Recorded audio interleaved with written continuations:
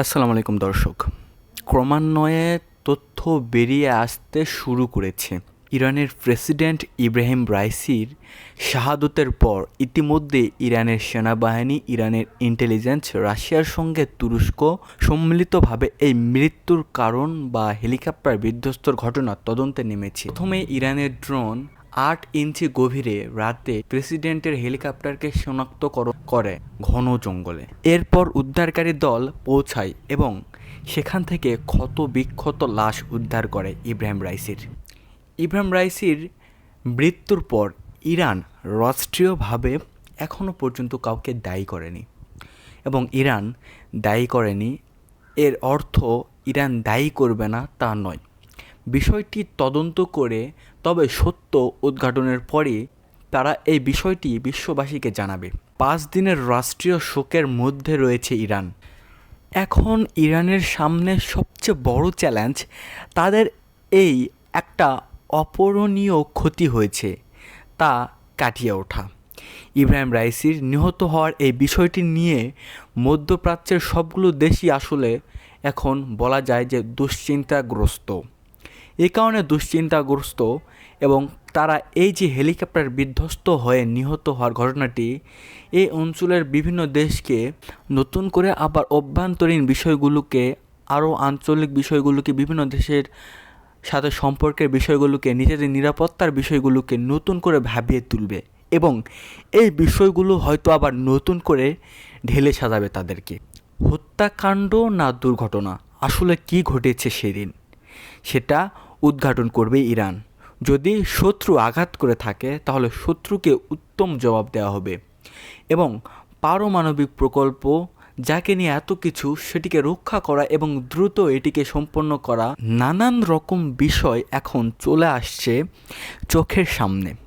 এরই মধ্যে ভারতের বেশ কিছু গণমাধ্যম কয়েকটি প্রশ্ন ছুড়ে দিয়েছে। দর্শক, নাম্বার 2 পয়েন্ট হচ্ছে যে হেলিকপ্টারটি বিধ্বস্ত হয়েছে সেই হেলিকপ্টারটি আজারবাইজান থেকে ইরানে যাবার পথে এমন একটি স্থানে দিয়ে গিয়েছে, সেই জায়গায় হঠাৎ করে একটি জিপিএস অন হয়েছে, বাট সেখানে যখন খোঁজ করা হয় সেই স্থানে কাউকে পাওয়া যায়নি কেন?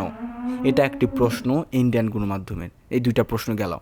এবং 3 নাম্বার প্রশ্ন, যেটা ইন্ডিয়ার গণমাধ্যম কর্মীরা যে প্রশ্নগুলো তুলেছে 3 নাম্বার, সেটি হচ্ছে স্যাটেলাইট ইমেজ বলে যে ওয়েদার রিপোর্ট দিয়ে থাকে, সেখানে 18 তারিখ থেকে 20 তারিখের রিপোর্ট পাওয়া যায়, বাট 19 তারিখের রিপোর্ট গেল কই? অর্থাৎ 19 তারিখের রিপোর্টটি একদম উধাও। অনেক জার্নালিস্টের মতে এটি একটি হত্যাকাণ্ড। ইব্রাহিম রাইসির হেলিকপ্টারটি হ্যাক হয়েছিল। এটিকে হ্যাক করার পর নির্দিষ্ট অঞ্চলে এটিকে ব্লাস্ট করা হয়েছে। এই একটা বিষয়ে গণমাধ্যমগুলো বলছে ইভেন রাইসের হেলিকপ্টারে ইএমপি অ্যাটাক করা হয়েছে। বুঝতে পারছেন তো? ইএমপি একটা উচ্চ ক্ষমতা সম্পন্ন ম্যাগনেটিক ওয়েভ। ইএমপি কি চলুন বুঝাই। পারমাণবিক প্রকল্প ধ্বংসের জন্য এই ইএমপি রশ্মি ব্যবহার করা হয়। একটি ইএমপি টার্গেটে ইএমপির আঘাত আসতে পারে, যে আঘাতটি অস্বাভাবিক, চোখে দেখা যাবে না, বজ্রপাতের মতো কাউকে মারবে না, কাউকে ছুবে না, কিছু করবে না, কিন্তু পুরো ডিভাইস সিস্টেমগুলো এই প্রজেক্টের মাধ্যমে বা যে সার্কিট ডিভাইসগুলো হেলিকপ্টারের মধ্যে আসে বা যে কোনো ইলেকট্রনিক ডিভাইসগুলো রশ্মির মাধ্যমে পুরো একদম ছারখার করে দেওয়া সম্ভব। এই রশ্মির মাধ্যমে যখন এগুলো পুড়িয়ে দেওয়া হবে তখন কি হেলিকপ্টারটি ঠিক থাকবে? আপনারা বলুন, ঠিক থাকবে না, হেলিকপ্টারটি একদম ব্লাস্ট হয়ে যাবে। ঠিক এমনটাই ঘটেছে বলে মনে করছে অনেক জার্নালিস্ট।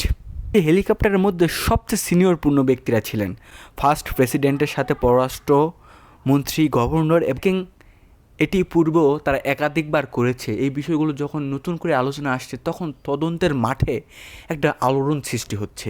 তো করতে খুব শীঘ্রই রাশিয়া এ ব্যাপারে তদন্ত শুরু করে দিয়েছে এবং খুব শীঘ্রই তারা জাতির সামনে এই বিষয়টি উন্মোচন করবে।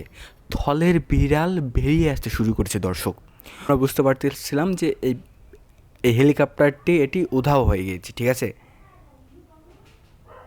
বাট সেই সময়ে ইসরায়েল বলছে যে না, হেলিকপ্টারটি বিধ্বস্তর পর সবাই মারা গেছে। ঘটনা ইরানের ভূমিতে, ইরানের প্রেসিডেন্ট, ইরানের হেলিকপ্টার, সব ইরানের। এত দূর থেকে ওই দেশটি কি করে বলল তারা মারা গেছে? যখন ইরান নিজে বলছে যে না, মারা যায়নি, জরুরি অবতরণ করেছে এভাবে বা তারা ফিরে আসবে। ধরুন আমার হেলিকপ্টারটি ক্র্যাশ করেছে রাজশাহীতে, বাট জিপিএসে দেখাচ্ছে যে হেলিকপ্টারটি ক্র্যাশ করেছে আসলে বগুড়ায়। মানে এই ধরনের একটি ভুল তথ্য দেওয়া হয়েছিল উদ্ধারকর্মীদের কাছে। এ কারণে তারা 18 ঘন্টা প্রায় অভিযান চালিয়েও হেলিকপ্টারটির কোনো হদিশ পায়নি। তবে সবশেষে তুরস্কের সেই ড্রোনটি গিয়ে সেই হেলিকপ্টারটি শনাক্ত করেছিল। ঠিক আছে, এই ধরনের খেলা হয়েছে এবং জার্নালিস্টরা মনে করতেছে যে হেলিকপ্টারটি আসলে যে সিস্টেম এক্সপার্টরা এটি তারা মনে করছে এবং যা দেখা যাচ্ছে তার উপর ভিত্তি করে তারা এই কথাগুলো বলেছে। এখন আমরা সঠিক খবর জানি না, তবে খুব শীঘ্রই রাশিয়া এবং তুরস্ক এবং ইরানের ইন্টেলিজেন্স সবাই মিলে এর উপরে একদম সঠিক যে খবরটি সেটি পুরো জাতির সামনে তারা আনতে চলেছে। ইনশাল্লাহ সেই খবরটি আসলে আমরা সরাসরি আমাদের চ্যানেলে এটি প্রচার করে দিব। অবশ্যই আমাদের চ্যানেলের সাথে থাকবেন। তো এখন চলে আসি যে পুরো মধ্যপ্রাচ্যে কী চলছে এখন।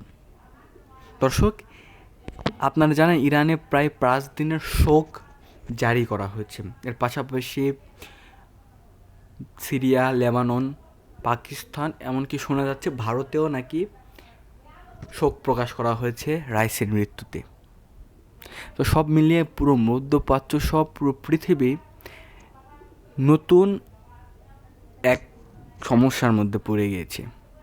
দর্শক, একটা দেশের সবচেয়ে ক্ষমতাধর হয় ওই দেশের রাষ্ট্রপতি, আর সেই দেশের রাষ্ট্রপতিকে যদি এভাবে হত্যা করা হয় বা সে দুর্ঘটনায় মারা যায়, তাহলে কীরকম একটা প্রভাব ফেলবে সে দেশের উপর এবং দেশের বাইরেও। আর সেটা যদি হয় খুব ক্ষমতাধর এবং পাওয়ারফুল একজন রাষ্ট্রপতি, যার মুসলিম বিশ্বের উপর অনেক প্রভাব এবং আধিপত্য রয়েছে।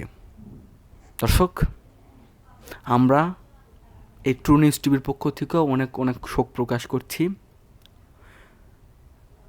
আমরা চাই খুব শীঘ্রই এর একটি সত্য তদন্ত আমাদের সামনে উন্মোচিত হোক। দর্শক, দেখা হচ্ছে পরবর্তী ভিডিওতে। আল্লাহ হাফেজ।